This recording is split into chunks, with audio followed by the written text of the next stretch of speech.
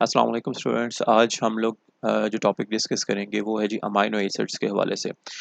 ये लिपनकॉट से लिया गया है और लिपनकॉट का फर्स्ट चैप्टर है, फर्स्ट यूनिट है, आई गेस सो आप लोगों को रीडिंग मटेरियल जो है वो प्रोवाइड कर दिया जाएगा। सबसे पहले बात करते हैं बेटा इसके इंट्रोडक्शन की कि अमाइनो एसिड्स जो हैं वो किस क्या चीज़ है और ये हमारे पास जो है वो कहाँ अवेलेबल होते हैं। याद होगा आप लोगों को, मैंने आप लोगों को क्लास में भी ये बात डिस्कस की थी के 4 बायोमॉलिक्यूल्स होते हैं मेजरली, जो जिनकी बेसिस के ऊपर हमारी या बल्कि तमाम लाइफ जो है वो एग्जिस्ट करती है। First one is carbohydrates, second one is lipids, third one is protein and fourth one is nucleic acid. इन चारों मॉलिक्यूल्स बायोमॉलिक्यूल्स के बगैर जो है वो लाइफ का वजूद मुमकिन नहीं है। सो जो थर्ड मॉलिक्यूल है हमारे पास बायोमॉलिक्यूल में से वो है जी प्रोटीन्स। सो इन प्रोटीन्स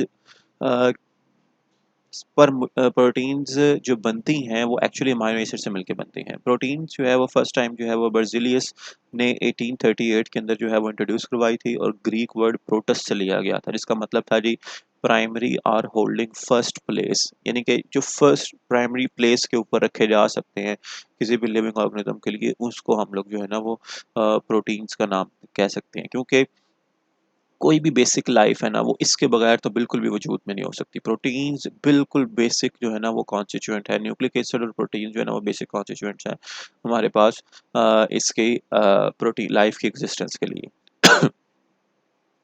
अच्छा जी, नेक्स्ट आ रहा है हमारे पास जी कि most abundant micromolecules in living organisms. Obviously ये जो है जितनी भी लाइफ है वो सारी की सारी लाइफ जो है वो प्रोटीन से मिलकर ही बनी है। मैं इसको सादा अल्फाज में आप लोगों को समझाने के लिए अगर कह दूं, अगर आप लोगों ने अपनी बॉडी के अंदर अंदाज़ा लगाना हो कि ये प्रोटीन की क्या अहमियत है, तो बेटा जितना भी आपकी बॉडी के मसल्स हैं, ठीक है ना, जो मेन मैं विजिबल पोर्शन की बात करने जा रहा हूँ, जितने भी बॉडी के आपके मसल्स हैं वो सारे के सारे मसल्स बेटा जी प्रोटीन से मिलकर बने होते हैं। सो आप लोग उससे अंदाज़ा लगा सकते हो कि आपकी बॉडी के अंदर प्रोटीन की कितनी ज़्यादा अहमियत है। इसके अलावा जितने रेगुलेटरी एंजाइम्स हैं वो सारे के सारे जो है ना वो प्रोटीन से मिलकर बने हैं। हम लोग इसके फंक्शन की तरफ नहीं जाते, वो हम लोग इंशाल्लाह बाद में पढ़ेंगे और आप लोगों ने बायोकेमिस्ट्री 1 के अंदर भी इसको जो है वो डिस्कस कर लिया होगा। सो प्रोटीन्स एक्चुअली हैं क्या? लीनियर पॉलीमर्स हैं अमीनो एसिड्स के, ठीक है। पोली मीन्स मैनी, मर्ज मीन्स यूनिट्स। सो अमीनो एसिड्स छोटे छोटे से बिल्डिंग ब्लॉक्स हैं जो कि लीनियरली जुड़ते हैं एक दूसरे के साथ और वो बनाते हैं प्रोटीन्स, ठीक है। तकरीबन 300 के करीब जो है ना वो अमीनो एसिड्स इस नेचर में आइडेंटिफाइड हो चुके हैं, डिस्कवर हो चुके हैं, जिसमें से सिर्फ और सिर्फ 20 ऐसे हैं बेटा जो कि प्लांट्स और एनिमल्स की जो है ना वो प्रोटीन्स बनाते हैं, ठीक है। हमारी बॉडी के अंदर 20 वो अमाइनो एसिड्स हैं जो कि प्रोटीन्स को बनाते हैं, लेकिन इन 20 के अलावा भी अमाइनो एसिड हमारी बॉडी के अंदर एग्जिस्ट करते हैं। ऑब्वियसली वो अमाइनो एसिड जो है ना वो हमारी बॉडी प्रोटीन बनाने के लिए यूज़ नहीं करती, बल्कि उसको हम लोग एनर्जी पर्पजेज़ के लिए या दूसरे जो वाइटल फंक्शंस हैं लाइक हार्मोन्स के तौर पर यूज़ करते हैं या सिग्नलिंग के तौर पर यूज़ करते हैं, लेकिन 20 से ज़्यादा अमाइनो एसिड्स हमारी बॉडी के अंदर एग्जिस्ट करते हैं। Each of these amino acids has one or more genetic codons present in messenger RNA, ठीक है। ये सारे के सारे जो अमाइनो एसिड्स हैं बेटा वो मैसेंजर आरएनए से ट्रांसक्राइब होते हैं। आप लोगों ने ट्रांसक्रिप्शन ट्रांसलेशन का प्रोसेस जो है ना वो पढ़ा होगा कि किस तरह से डीएनए के जीन के कोड से सीक्वेंस से जो है वो मैसेंजर आरएनए बनता है और देन उस मैसेंजर आरएनए से जो है वो नेक्स्ट अमाइनो एसिड के सीक्वेंस को अरेंज किया जाता है। अच्छा जी, 20 अमाइनो एसिड्स जो हैं उनको हम लोग स्टैंडर्ड अमाइनो एसिड्स कहते हैं, जिनको हम लोग प्राइमरी और नॉर्मल अमाइनो एसिड्स भी कहते हैं। फिर इन्हीं 20 अमाइनो एसिड्स के आगे जो है मज़ीद क्लासिफ़िकेशन भी की गई है। मैंने इसने पहले बताया कि इन 20 के अलावा भी अमाइनो एसिड जो हैं वो एग्ज़िस्ट करते हैं। इन 20 को तो हम लोग स्टैंडर्ड अमाइनो एसिड कहते हैं, लेकिन दूसरे जो अमाइनो एसिड जो इन 20 के अलावा एग्ज़िस्ट करते हैं उनको हम लोग कहते हैं non-standard amino acids. So do not take part in protein synthesis but play important role in body. For example, citrulline है, ornithine है, arginोsuccinate है, ये आप लोगों ने वो यूरिया साइकिल के अंदर इन अमाइनो एसिड्स का जिक्र सुना होगा। लिवर के अंदर पाए जाते हैं बेटा और यूरिया साइकिल के अंदर जो है ना वो इन्वॉल्व होते हैं। Study other non standard amino acids. आप लोग अगर इसको स्टडी करना चाहते हैं तो आप ज़रूर इसको स्टडी करें, बहुत ज़्यादा जो है ना वो इम्पॉर्टेंट रोल प्ले करते हैं हमारी बॉडी के अंदर। सो अमाइनो एसिड है क्या? बेटा ये हमारे पास जो है ना वो बेसिक स्ट्रक्चर है अमाइनो एसिड का, जिसमें एक सेंट्रल रोल प्ले कर रहा है अल्फा कार्बन।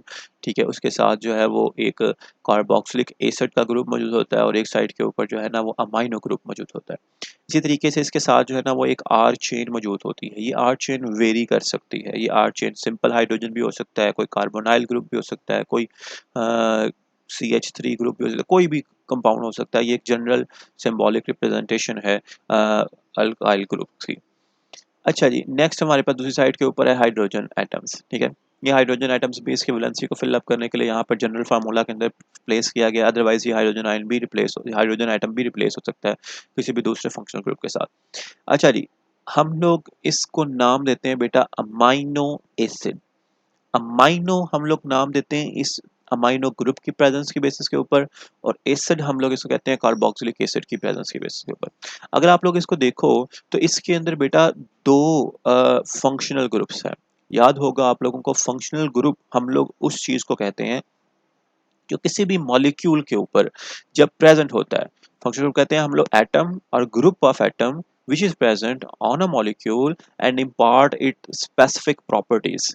ठीक है, कि जब भी कोई ऐसा स्पेसिफिक एटम या ग्रुप ऑफ एटम किसी एक मॉलिक्यूल के साथ जुड़ जाता है तो वो उस पूरे मॉलिक्यूल की फंक्शनैलिटी को अपनी प्रॉपर्टीज के मुताबिक चेंज कर देता है। ठीक है, कि वो उस पूरे मॉलिक्यूल को ऑर्डर करता है कि भाई अब तुमने जो भी रिएक्शंस करने हैं ना वो मेरे थ्रू करने हैं। यानी कि तुम्हारे सारे के सारे केमिकल रिएक्शन का जो रिस्पॉन्सिबिलिटी है ना वो मैं लेता हूँ और मैं ही वो रिएक्शन परफॉर्म करूंगा। उस कंपाउंड को या उस ग्रुप को, उस एटम को हम लोग जो है फंक्शनल ग्रुप कहते हैं। अगर आप इस अमाइनो एसिड को देखो ना बेटा, तो इस अमाइनो एसिड के अंदर जो है ना वो तीन मेन फंक्शनल ग्रुप्स लगे हुए हैं। ठीक है, एक है हमारे पास अमाइनो ग्रुप। ठीक है, एक है हमारे पास अल्काइल ग्रुप। दूसरा तीसरा है हमारे पास बेटा कार्बोक्सिलिक ग्रुप। अब ऑब्वियसली ये अल्काइल ग्रुप जो है ना ये इसकी प्रॉपर्टीज मिनिमाइज हो जाती है जब ये दोनों प्रेजेंट हो। सो मेजरली ये अमाइनो एसिड जो है ना वो प्रेजेंट, इसको हम लोग अमाइनो एसिड इस वजह से कहते हैं क्योंकि इसके अंदर जो है ना वो अमाइनो ग्रुप और एसिडिक ग्रुप दोनों प्रेजेंट होते हैं। ठीक है, सो ये जो अल्काइल ग्रुप है ना ये बहुत अहम रोल प्ले करता है इस पूरे पूरे अमाइनो एसिड की प्रॉपर्टीज के ऊपर। ये जो हम लोग डिस्कस कर रहे हैं ये एक जनरल फार्मूला है।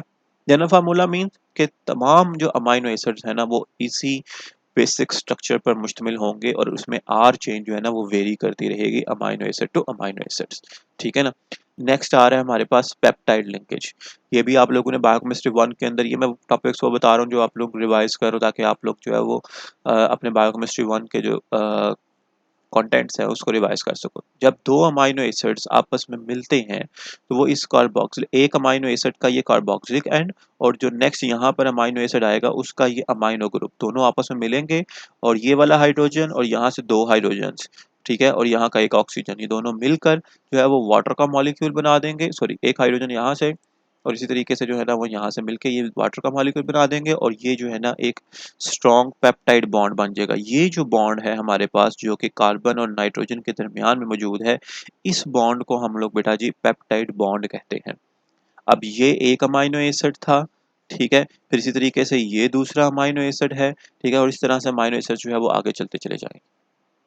ठीक है, सो दो अमाइनो एसिड्स आपस में जिस बॉन्ड के थ्रू मिलते हैं उसको हम लोग जो है वो पेप्टाइड बॉन्ड कहते हैं। इसी तरीके से ये नेक्स्ट अमाइनो एसिड यहाँ पर आ जाएगा, फिर उससे आगे यहाँ पर, और ये अमाइनो एसिड जो है वो बीड्स की तरह, तस्बीह के दानों की तरह जो है ना वो आपस में मिलते चले जाएंगे और लंबी सी जो है ना वो चेन बना देंगे जिसको हम लोग जो है वो पॉलीमर कहेंगे, और उसी पॉलीमर का बाद में फिर हम लोग जो है वो प्रोटीन्स की डेजिग्नेशन के ऊपर लेकर जाएंगे।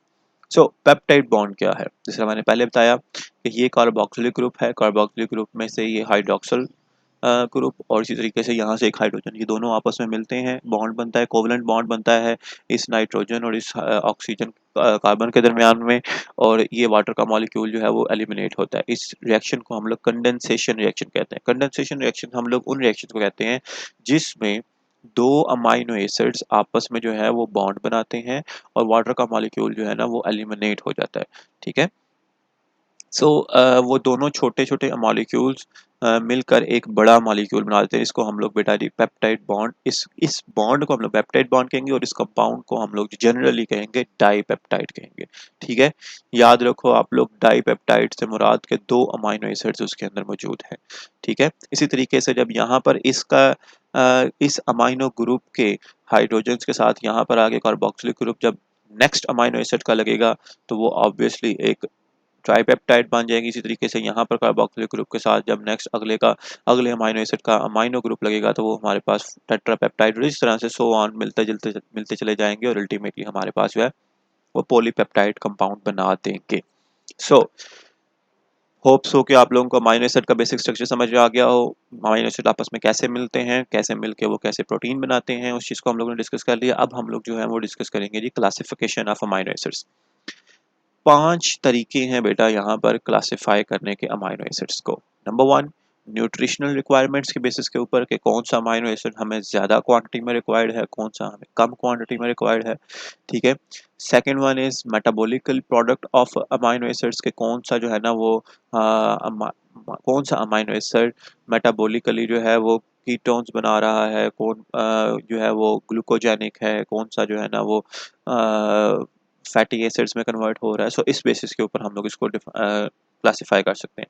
केमिकल नेचर की बेसिस के ऊपर, ठीक है, पीएच की बेसिस के ऊपर हम लोग उसको कह सकते हैं कि उसकी पीएच कितनी है, कैसी है, ठीक है, और वो सोल्यूशन के अंदर कितना डिजॉल्व हो रहा है, कैसी प्रॉपर्टीज दे रहा है। इसी तरीके से स्ट्रक्चर की बेसिस के ऊपर कि उसकी जो साइड चेन है, साइड चेन से मुराद बेटा हमारे पास वही आर ग्रुप है जो हमने बात की थी। मैंने कहा था कि ये आर ग्रुप जो है वो वेरी कर सकता है amino acid two amino acid. ठीक है, सो उस बेसिस के ऊपर हम लोग जो है वो साइड चेन की बेसिस के ऊपर जो उसका स्ट्रक्चर चेंज होता है उसकी बेसिस के ऊपर हम लोग क्लासीफाई करते हैं। फिर इसी तरह से नेचर के बेसिस के ऊपर करते हैं हम लोग, पोलैरिटी की बेसिस के ऊपर। अगेन ये भी साइड चेन की बेसिस के ऊपर है, लेकिन ये साइड चेन की बेसिस के साथ साथ हम लोग उसकी जो है ना वो केमिकल नेचर को भी मर्ज करते हैं कि अगर इसके अंदर ये वाली साइड चेन है तो उसकी प्रॉपर्टी कैसी आ रही है, वो पोलर है, नॉन पोलर है, हाइड्रोफोबिक है, किस तरह से है, चार्ज्ड है, आयनिक है, किस बेसिस के ऊपर एसिडिक है। ये सब बेसिस को हम लोग कलेक्टिवली जो है वो स्टडी करते हैं।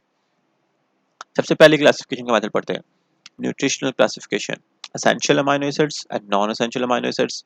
आप लोग इस बात में को बहुत बार जो है वो डिस्कस कर चुके हो कि उन 20 स्टैंडर्ड अमाइनो एसिड्स में से 10 अमाइनो एसिड्स जो हैं वो एसेंशियल अमाइनो एसिड्स हैं। Among the 10 essential, histidine and arginine are semi essentials, क्योंकि हमारी बॉडी जो है ना वो काफ़ी हद तक ही आर्जिनिन जो है वो प्रोड्यूस कर सकती है, हिस्टिडीन प्रोड्यूस कर सकती है दूसरे अमाइनो एसिड्स को कन्वर्ट करके। ठीक है, सो ये जो है ना हमारे पास ये मिलकर वो 10 अमाइनो एसिड बना रहे हैं। सो अगर हम लोग टेक्निकली देखें तो जो हमारे पास प्योर एसेंशियल अमाइनो एसिड्स हैं उनकी क्वांटिटी जो है वो 8 है। ठीक है, लेकिन आप लोगों की बुक के मुताबिक 10 एसेंशियल अमाइनो एसिड्स हैं जी। तो ये हमारे पास जो है ना वो आगे से क्लासिफिकेशन की गई है उनकी नेचर की बेसिस के ऊपर। मैंने इस तरह बताया था कि जो सेकंड वाली थी हमारे पास के मेटाबॉलिक प्रोडक्ट्स कौन कौन सी बना रहे हैं, तो ये मेटाबॉलिक प्रोडक्ट्स की बेसिस के ऊपर जो है ना क्लासिफिकेशन की कौन से अमाइनो एसिड ऐसे हैं जो कि ग्लूकोजेनिक हैं, कौन से ग्लूकोजेनिक के साथ साथ कीटोजेनिक है, और कौन से simple simple ketogenic amino acids हैं। ठीक है, glucogenic amino acid, last time अगर आपको याद हो जब हम लोग क्रेब साइकिल को डिस्कस कर रहे थे हम लोगों ने, उसके साथ साथ जो है ना वो ग्लूकोनियोजेनेसिस को भी डिस्कस किया था। वहाँ पर हम लोगों ने ये कहा था कि there are certain points at Krebs cycles जहाँ पर जो है वो मेटाबॉलिक प्रोडक्ट्स ऐड होते हैं जो कि डिफरेंट दूसरे कंपाउंड्स की मेटाबॉलिक प्रोडक्ट्स के रिजल्ट में ऐड होते हैं। फॉर एग्जांपल हम लोगों ने वहाँ पढ़ा था कि फैटी एसिड जो है वो ब्रेक डाउन होकर जो है वो ग्लिसरॉल में बना रहा था, ग्लिसरॉल देन एंटर हो रहा था एसिटाइल कोए के पॉइंट के ऊपर। इसी तरीके से हम लोगों ने जो है ना वो डिफरेंट अमाइनो एसिड्स की वहाँ पर जो है ना वो चार्ट पढ़ा था। अगर आप लोगों को वो लास्ट टाइम का लेक्चर याद हो तो उसमें हम लोगों ने डिस्कस किए थे सर्टेन पॉइंट्स जहाँ पर जो है ना वो अमाइनो एसिड्स ब्रेक डाउन होने के बाद एंटर हो रहे थे क्रेब साइकिल के अंदर। बिल्कुल ऐसे ही वो वाले अमाइनो एसिड्स जो कि ग्लूकोजेनिक हैं, जो ग्लूकोज प्रोडक्शन के अंदर इन्वॉल्व होते हैं, जो ग्लूकोनियोजेनेसिस के अंदर इन्वॉल्व हो सकते हैं, ठीक है,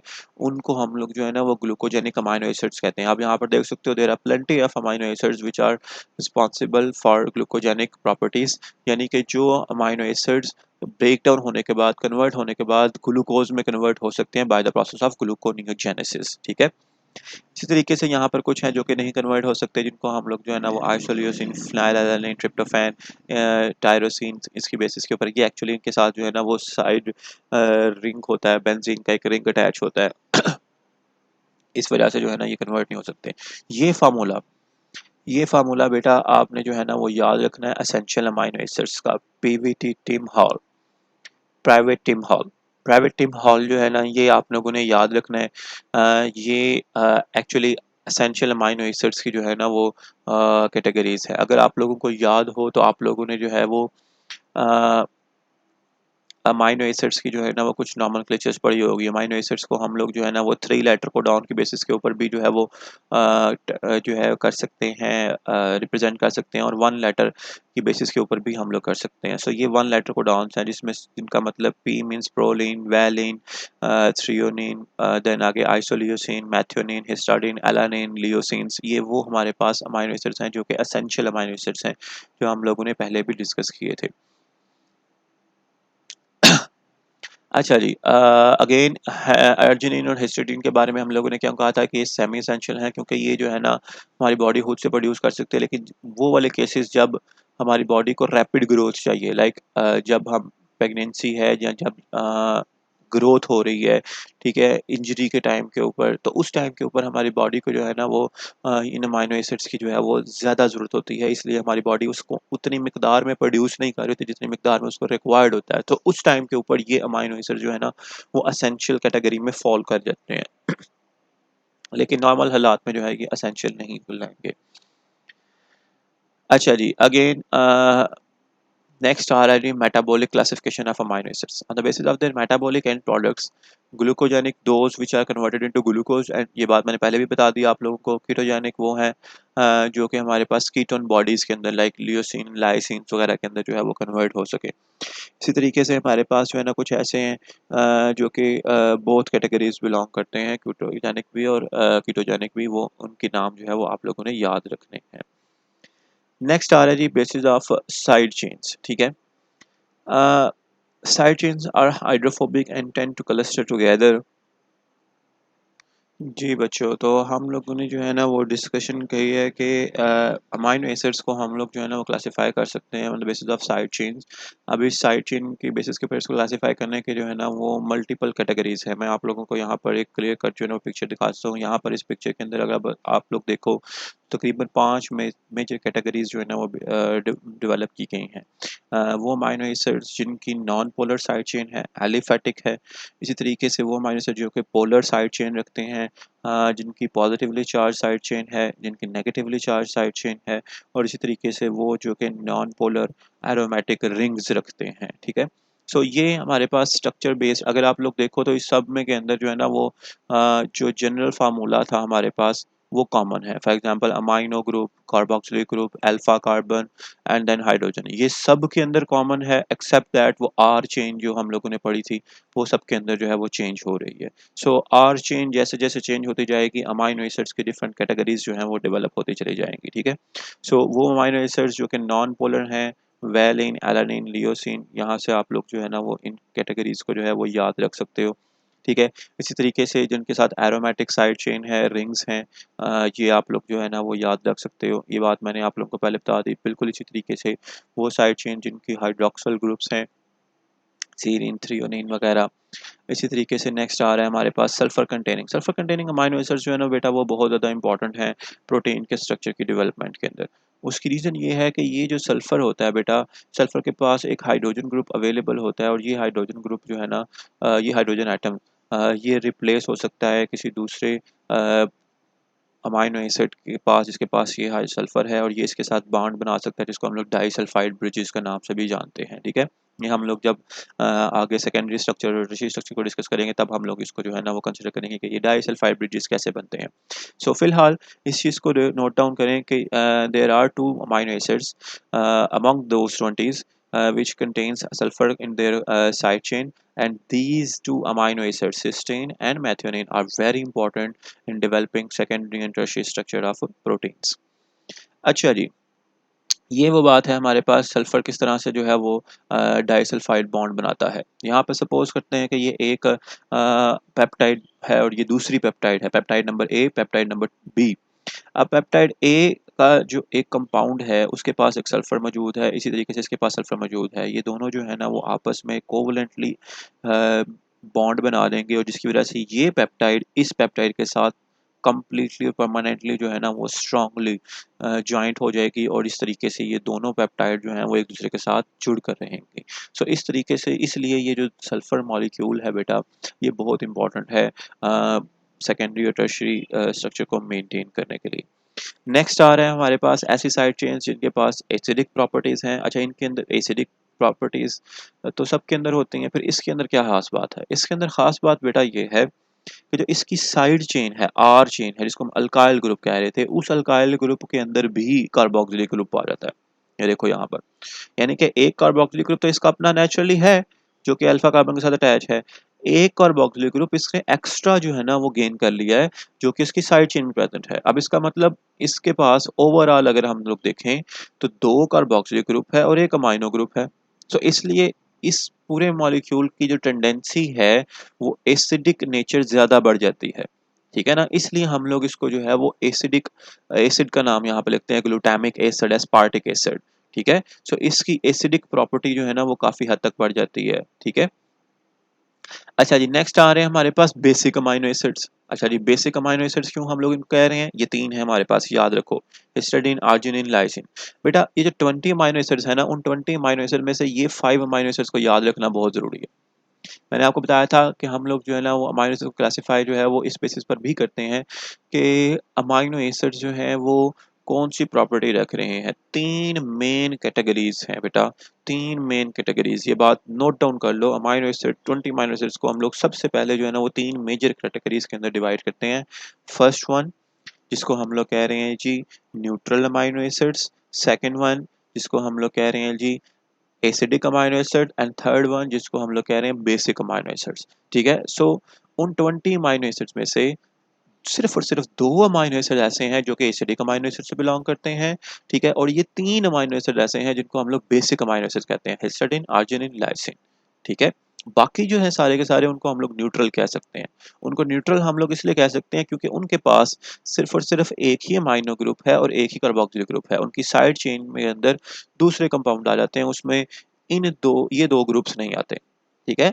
सो इसलिए हम लोग उनको न्यूट्रल कह सकते हैं। अब पीछे वाले को हम लोगों ने एसिडिक इसलिए कहा था क्योंकि उसके अंदर जो है ना ये कार्बोक्सिलिक ग्रुप अवेलेबल था। ठीक है? इसको हम लोग बेसिक इसलिए कह रहे हैं क्योंकि इसके पास जो है ना ये एक्स्ट्रा अमाइनो ग्रुप अवेलेबल है। यहाँ पर भी आप देखें ये तो उसका नेचुरल है, नेटिव है और ये हमारे पास उसके पास एक्स्ट्रा अमाइनो ग्रुप अवेलेबल है। ये उसके पास एक्स्ट्रा अमाइनो ग्रुप अवेलेबल है। तो अगर हम लोग नेट देखें तो 2 इस मॉलिक्यूल के पास पर मॉलिक्यूल के पास 2 अमाइनो ग्रुप और 1 कार्बोक्सिलिक ग्रुप है। सो इसलिए नेट अगर हम लोग देखें तो ये अमाइनो ग्रुप जो है ना वो इसको एक्स्ट्रा बेसिक प्रॉपर्टी जो है वो इम्पार्ट कर रहा है। अच्छा जी, इमिनो एसिड्स भी हमारे पास हैं। अच्छा जी, इसमें अब उन्हीं 20 अमाइनो एसिड्स में से एक और यूनिक अमाइनो एसिड है जिसको हम लोग जो है ना वो प्रोलीन का नाम दे रहे हैं। ठीक है? अच्छा जी, ये प्रोलीन किस तरह से यूनिक है? बाकी तकरीबन सारे के सारे जो अमाइनो एसिड्स हैं ना बेटा, वो हैं प्राइमरी अमाइनो एसिड्स। अगर आप लोगों को एफएससी की वो चीज़ें याद हों, जिसमें आप लोग प्राइमरी, सेकेंडरी और टर्शियरी स्ट्रक्चर्स पढ़ते थे ऑर्गेनिक कंपाउंड्स का, ठीक है? सो ये जो कंपाउंड है हमारे पास, ये प्राइमरी कंपाउंड कहलाता है। प्राइमरी कंपाउंड इस वजह से कहलाता है क्योंकि इसका ये जो फंक्शनल ग्रुप है वो डायरेक्टली अल्फा कार्बन के साथ अटैच्ड है। ठीक है? और इसके जो फंक्शनल ग्रुप है हमारे पास वो अल्फा कार्बन के साथ साथ दूसरे कार्बन के साथ भी अटैच है, इसलिए हम लोग इसको जो है वो सेकेंडरी ग्रुप के नाम से जानते हैं। ठीक है? अब इसका जो अल्फा कार्बन है ना वो इसके साथ अमाइनो ग्रुप के साथ अटैच ज़रूर है, लेकिन ये अमाइनो ग्रुप जो है एक दूसरे कार्बन के साथ भी अटैच होने की वजह से सेकेंडरी ग्रुप बना रहा है। इसका मतलब ये आप लोगों को पता है कि अगर सिंगल बॉन्ड हो और ये वाला ग्रुप ऑफ एटम सिंपल एक ही कार्बन के साथ अटैच हो तो इस ग्रुप ऑफ एटम के पास काफ़ी हद तक फ्लेक्सिबिलिटी होती है स्पेस के अंदर, यानी कि वो जो है वो कन्फिगरेशनली जो है वो ट्विस्ट कर सकता है, रोटेट कर सकता है। लेकिन चूंकि ये नाइट्रोजन अब इस टाइम के ऊपर दो कार्बन्स के दरमियान में जो है वो स्टक हो गया है, तो ये कन्फिगरेशनली जो है वो फ्रीली जो है वो रोटेट नहीं कर सकता या फ्रीली जो है वो ट्विस्ट नहीं कर सकता, जिसकी वजह से इस प्रोटीन का जो इम्पैक्ट है वो एक रिजिड रिंग की फॉर्म में पड़ता है, और ये रिजिड रिंग जो है ना वो सेकेंडरी स्ट्रक्चर ऑफ प्रोटीन के अंदर जो है वो एक खास रोल प्ले करता है। हम लोग जब उसको इंशाल्लाह पढ़ेंगे तो डिस्कस ज़रूर करेंगे कि ये प्रोटीन जो है वो क्या करता है। ये प्रोटीन अल्फा हेलिक्स स्ट्रक्चर को बनने ही नहीं देता, ठीक है। सो इसलिए ये जो है वो उसकी रीज़न ये है कि इसका जो अमाइनो ग्रुप है वो स्टक हुआ है इस रिंग के अंदर, ठीक है। अच्छा जी, नेक्स्ट आ रहा है हमारे पास एम्फोटेरिक प्रॉपर्टीज। एम्फोटेरिक, एम्फो जिस तरह एम्फीबियंस होता है, ampho means both, teric means both type of properties, ठीक है। फॉर एग्जांपल इन अमाइनो एसिड्स को हम लोग कहते हैं कि ये जो है ना वो ज्विटर आयंस के तौर पर भी बिहेव करते हैं, ठीक है। ज्विटर आयंस मीन्स जो कि हमारे पास दो नो आयंस एक ही मॉलिक्यूल के ऊपर प्रेजेंट हो। अगर आप लोग यहाँ पर देखो तो ये अमाइनो ग्रुप के ऊपर पॉजिटिव चार्ज अवेलेबल है और इस कार्बोक्सिल ग्रुप के ऊपर नेगेटिव चार्ज अवेलेबल है, ठीक है। सो ये जो है ना हमारे पास इस टाइम के ऊपर ये कंपाउंड जो है वो एक्ट कर रहा है एज अ ज्विटराइन। पहले मैं बात करता हूँ बेटा एम्फोटेरिक प्रॉपर्टीज के ऊपर, उसके बाद फिर मैं जो है ना वो एज ज्विटराइन की तरफ आता हूँ। एम्फोटेरिक प्रॉपर्टीज क्या होती हैं? ऐसे अमाइनो एसिड्स के पास चूंकि बेटा एसिड्स भी होते हैं और बेसिस भी होते हैं, ठीक है। सो इसलिए ये दोनों के तौर पर बिहेव करते हैं, यानी कि पीएच के डिपेंडेंसी के ऊपर ये कभी कभी एक्ट करते हैं एज ए एसिड और कभी ये एक्ट करते हैं एज ए बेस। हम लोग देखते हैं जी कैसे। अगर तो पीएच बेटा हमारे पास, अच्छा जी, अब बेटा हम लोग यहाँ पर जो है ना वो बात करने जा रहे हैं कि अगर पीएच जो है वो लो हो, ठीक है। पीएच लो होने का मतलब क्या है कि हाइड्रोजन आइंस वहां पर ज्यादा हैं, ठीक है।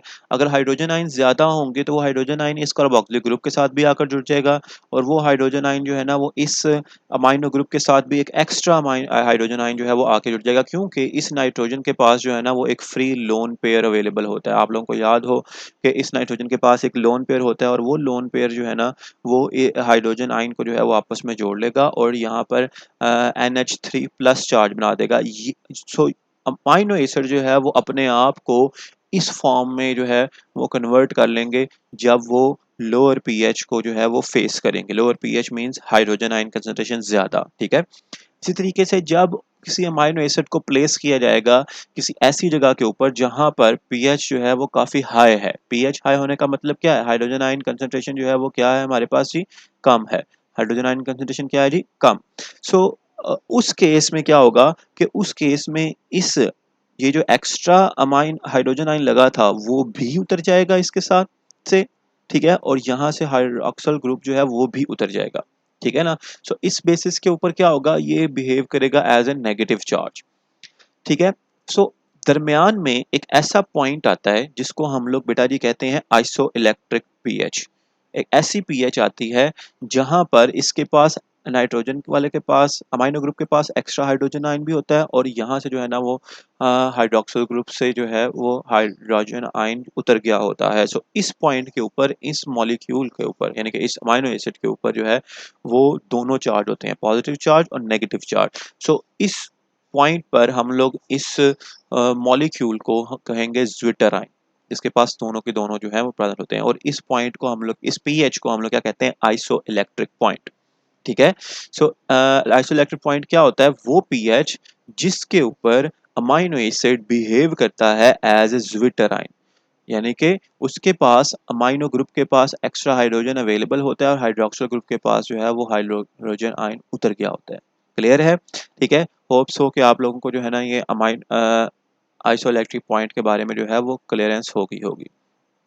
अच्छा जी, यहाँ पर एक जो है ना वो मैंने पिक्चर ऐड की है जिसमें आप लोग जो है ना वो देख सकते हो कि आप लोगों को अमाइनो एसिड्स के नेम्स अवेलेबल हैं, उसका single letter codon, single letter जो अल्फ़ाबेटिकल सिंबल्स हैं वो भी अवेलेबल हैं, और 3 लेटर्स जो सिंबल्स हैं वो भी अवेलेबल हैं। इसके साथ साथ यहाँ पर एक पिक्चर दी गई है।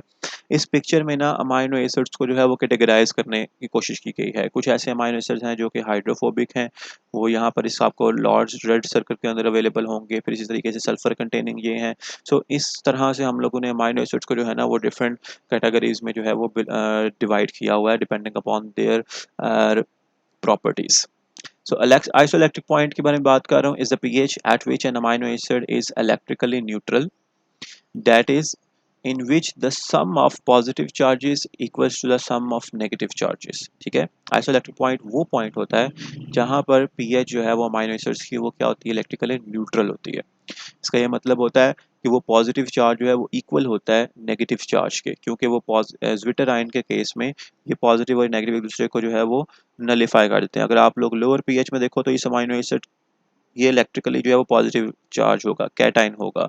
और अगर आप लोग हायर पीएच के ऊपर देखो तो ये अमाइनो एसिड जो है ना वो क्या होगा, नेगेटिवली चार्ज होगा और एनाइन कहलाएगा। ठीक है, सो इसी तरह से ऑप्टिकल प्रॉपर्टीज़, हम लोगों ने जब कार्बोहाइड्रेट्स को डिस्कस किया था तो ऑप्टिकल प्रॉपर्टीज़ को हम लोगों ने डिटेल से डिस्कस किया था कि क्या होती हैं ऑप्टिकल प्रॉपर्टीज़, मिरर इमेजेस क्या होते हैं, इसी तरीके से लीवर रोटेशन क्या होती है, डेक्स्ट्रो रोटेशन क्या होती है। ठीक है, इसी तरह से एपीमर्स, आइसोमर्स, एनेंशियोमर्स, ये सब चीज़ों को हम लोगों ने डिटेल से डिस्कस किया था। मैं उसकी डिटेल में नहीं जाऊँगा, मैं सिर्फ और सिर्फ यहाँ पर जो है ना यही बताऊँगा कि अमाइनो एसिड्स भी कार्बोहाइड्रेट्स की तरह जो है ना वो डेक्स्ट्रो रोटेशन और लीवर रोटेशन जो है वो कन्फिगरेशन रख सकते हैं। मिरर इमेजेस एक दूसरे के हो सकते हैं depending upon there amino group position. ठीक है, तो इसलिए हम लोग डी अमाइनो एसिड्स और एल अमाइनो एसिड्स के नाम से जो है ना वो जानते हैं। मोस्टली हमारी बॉडी के अंदर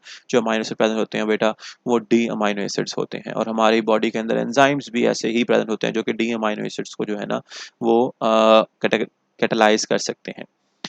अच्छा जी, इनको हम लोग स्टीरियो आइसोमर्स कहते हैं, ऑप्टिकल आइसोमर्स भी कहते हैं, एंशियोमर्स भी कहते हैं। ठीक है, जो कि हमारे पास प्रोटीन्स के अंदर पाए जाते हैं बेटा वो हमारे पास एल कन्फिगरेशन के अंदर पाए जाते हैं। D amino acids are found in some antibiotics and plants and bacterial cell. Well I am so sorry, मैं अपने अल्फाज जो है वो वापस लेता हूँ। हमारी बॉडी के अंदर जो मोस्टली अमाइनो एसिड्स प्रेजेंट होते हैं बेटा वो एल अमाइनो एसिड्स की कॉन्फ़िगरेशन के अंदर प्रेजेंट होते हैं। डी अमाइनो एसिड सिर्फ और सिर्फ जो है ना वो कुछ बैक्टीरियाज और कुछ प्लांट्स के अंदर जो है ना वो और प्रेजेंट होते हैं। ठीक है, और बाकी हम लोग जो है वो इस कॉन्फ़िगरेशन को जो है वो डिटेल से डिस्कस कर चुके हैं। होप सो आप लोगों को जो है वो लेक्चर की समझ आ गई होगी। किसी भी चीज़ की किसी भी पॉइंट पे अगर समझ नहीं आई बेटा तो आप लोगों के पास एलएमएस का फोरम अवेलेबल है, आप लोग उसके डिस्कशन के अंदर जो है वो क्वेश्चन पुट करें, मैं आप लोगों को जो है वो इसके बारे में एड्रेस कर दूँगा। इसके अलावा रीडिंग मटेरियल आपके पास अवेलेबल है, क्विज़ आप लोगों ने अटेम्प्ट कर देना है इसका, और देन जो है वो आप लोगों को अगर इस लेक्चर के हवाले से कोई डिटेल से समझ नहीं आई तो हम लोग दोबारा से जूम की जो है वो डिस्कशन मीटिंग भी रख सकते हैं। ओके बच्चों, अल्लाह हाफ़िज़।